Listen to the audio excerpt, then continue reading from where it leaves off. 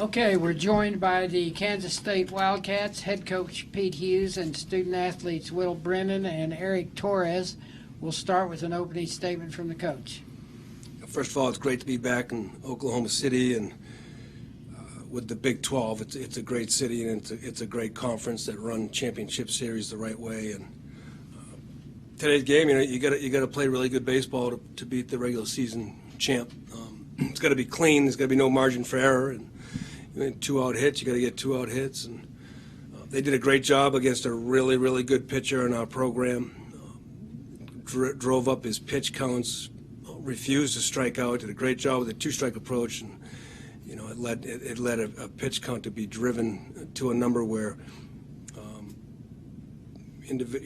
Wicks got tired, and we got to get him out of the game. So really, that's the story of the game. I'm proud of our guys, the way we battled, and twice gave our team a chance to come back and have a great win. But no time to think about that now in tournament play. Move on for tomorrow and short-term memory and try to figure out how we can get back in our winning ways.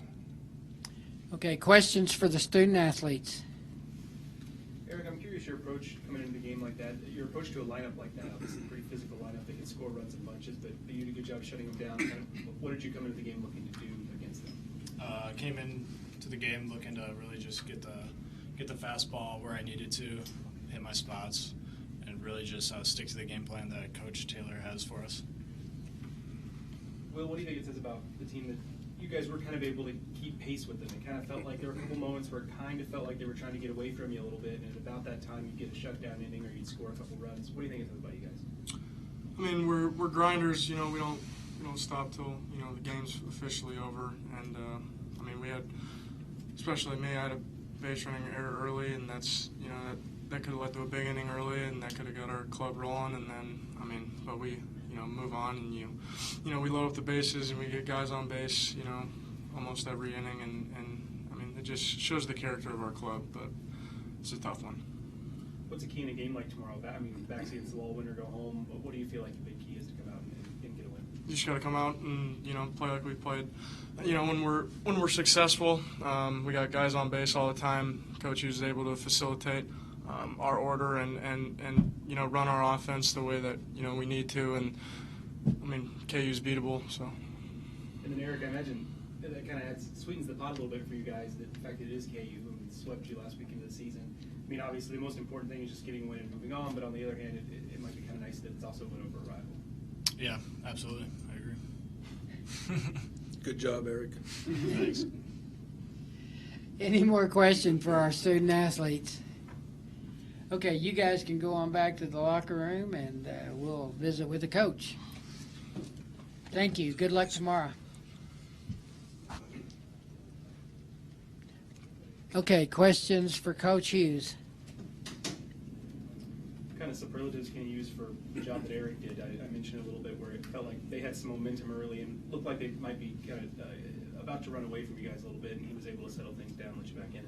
Yeah, I thought the same thing. It was 5-1, probably the best bullpen in the league that we're playing against. And it's really tough to get 4 runs and chip away against that bullpen.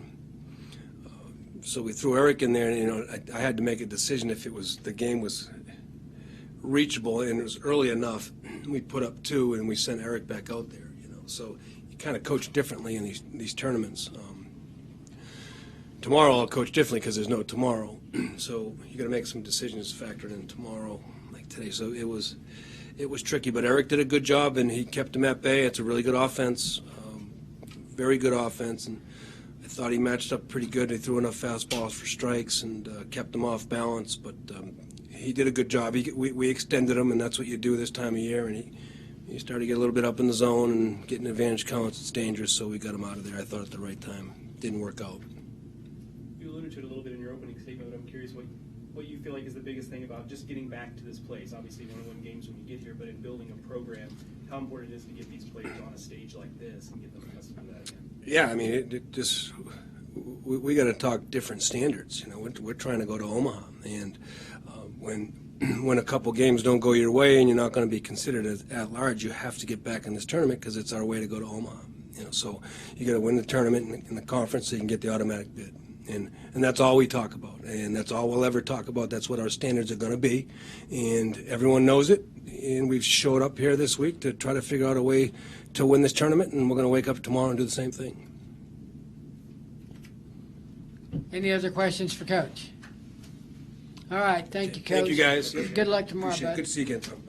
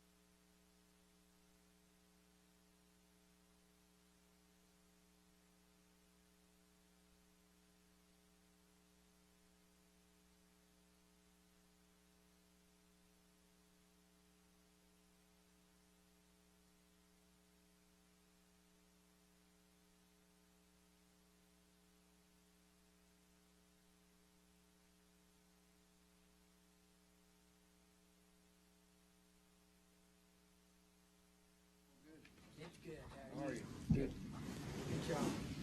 You know, there's a Tom Collins was he was a coach in the Metroplex. I think it played for a long time. I thought you were going to hit me with the trivia deal. No. Okay, we're joined by the Texas Tech Raiders head coach Tim Tadlock, student athletes Josh Young and Cameron Warren. We'll start with opening statement from the coach. Really proud of our guys. We got a late start out here yesterday, rolled in yesterday evening, pretty much a show and go today.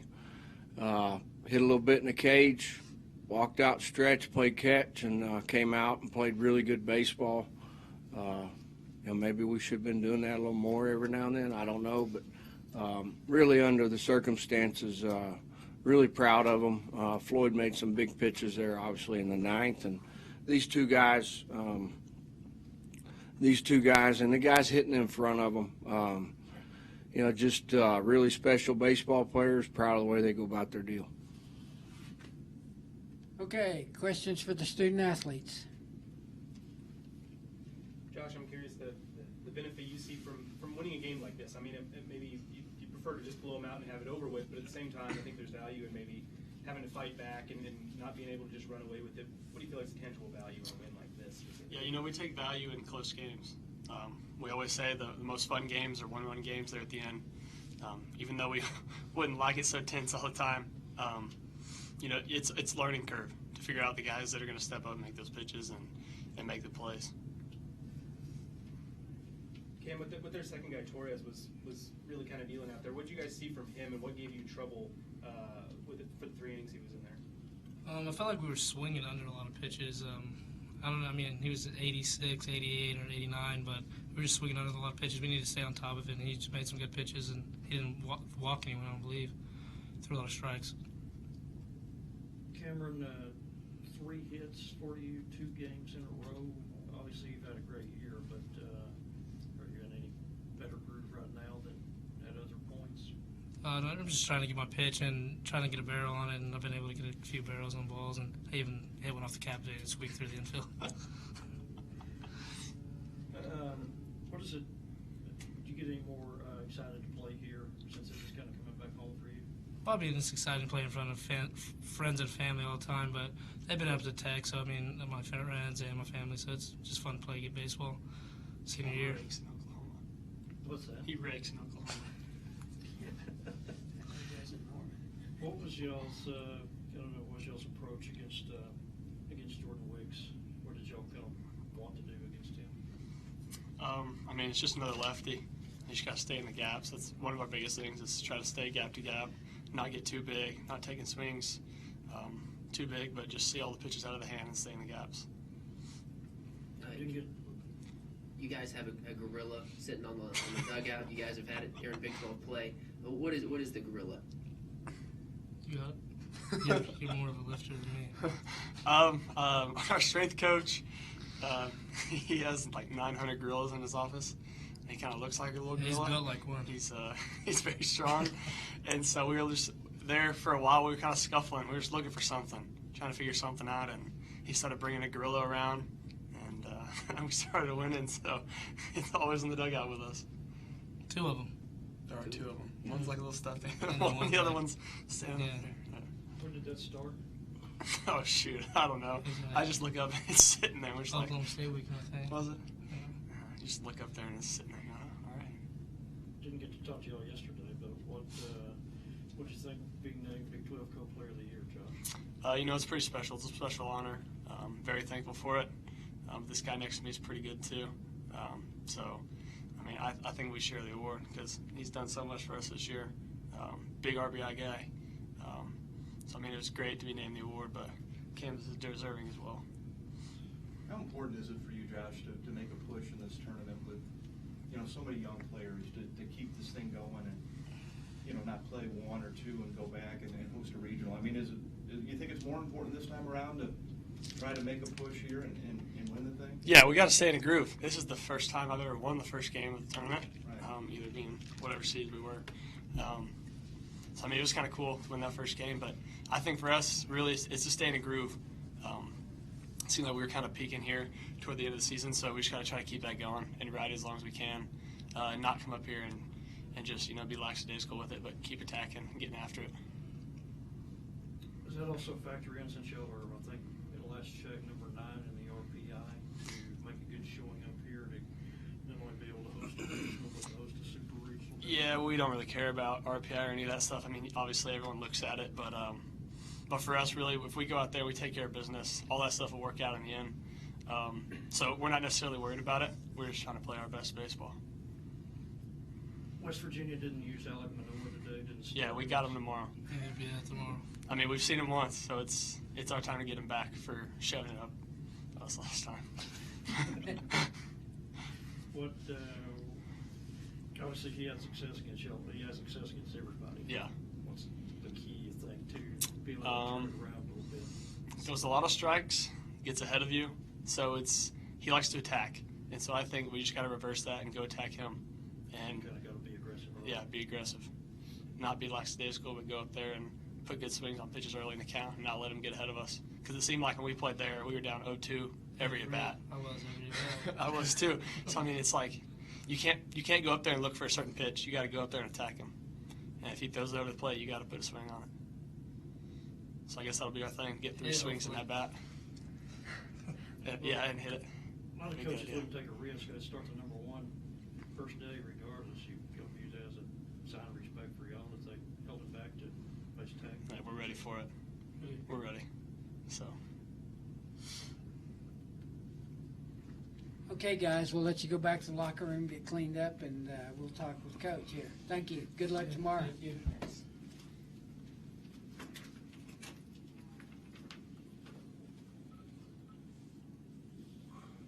I thought he was going to turn you off there. He does sometimes. Okay, questions for the coach? And what was the thought process with you going with Micah today and then I believe Caleb tomorrow? Yeah, correct? really more than anything, we had the 10 days off for finals, or it was 9 days, and we really liked the way he threw the ball there, and matches up about the same for next week, and really thought, okay, well, he wasn't really taxed much last week, and so we thought really to set him up for maybe a little bit longer in a week going into the regional would be the right thing to do, and also, the sense of urgency to win today, and felt like he was going to give us a good chance to do that. Right before they started hitting him in the 5th, he had retired 13 out of 14. He was really cruising and barely letting balls out of the infield there for a pretty good stretch. What changed, do you think?